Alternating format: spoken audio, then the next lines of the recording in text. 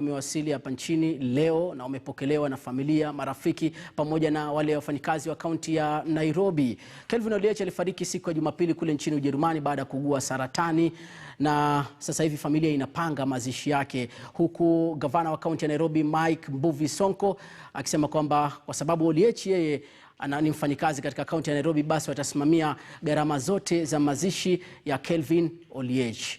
Na itakia kiwe na subra wakati huu, na yeye Mola ailaze mahali pema Kelvin Oliech. Nairobi kama Mathare United, Tusker FC, na nadhani ni pigo kubwa sana kwa upande wa soka. Tutamiss Kevo sana, na tunapeana changamoto kwa watu wote, wale wachezaji Nairobi City County, wale watu wananchi wa Nairobi. Ugonjwa wa kansa ni ugonjwa hatari kama COVID. Kansa inaendelea kila saa kutunyang'anya wana Nairobi na Wakenya kwa jumla. Na pia hapo awali tulikuwa tumesema Mama Lucy Hospital tuko na free cancer screening machines tuliweka kwa hospitali yetu, na ni bure. Kwa hivyo tunaambia wachezaji wote, wananchi wa Nairobi wote, wanawake kwa wanaume, mtu akijisikia ako na maumivu ama anashuku anahisia kana ugonjwa wa kansa, basi aende ascreeniwe mapema, kwa sababu saa nyingine tunasema kuzuia ni bora sana kuliko maafa. Kevo alikuwa mchezaji wa Mathare United, kuanzia Mathare, vijiji zote za Nairobi, estate zote za Nairobi, tayari soka iko.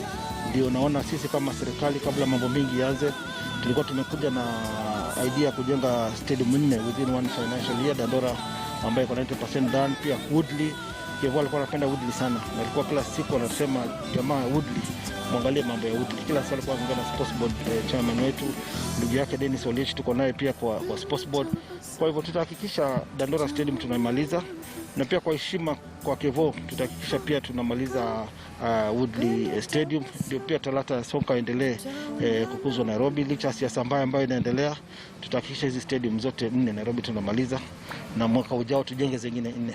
Hii familia hatujawachana na hatuwezi kuachana, kwa sababu ukiangalia kabla hata mamake Kevo atuache, tulikuwa na Dennis Oliech kwa sports board. Mama akiwa hai tulikuwa naye pale kwake hapo Chaka, kwa mahali kuna tunaita Mama Oliech, tunakula samaki hapo. Kwa hivyo hatujachana na hii familia, na licha ya mama wa kutuacha bado tulikuwa karibu na Dennis, na tunafuatilia mambo ya Kevo.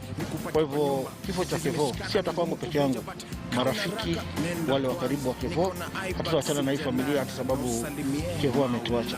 Kwa hivyo tukienda Seme baada ya mazishi kurudi, tutakaa na familia tuangalie ni kitu gani tutafanya kwa sekta ya soka ambacho tutafanya tusisahau Kevo haraka. Kwa niaba ya kampuni ya Standard Media Group, kwa niaba ya meza michezo ya KTN na KTN News, tungependa kuomba Mungu kwamba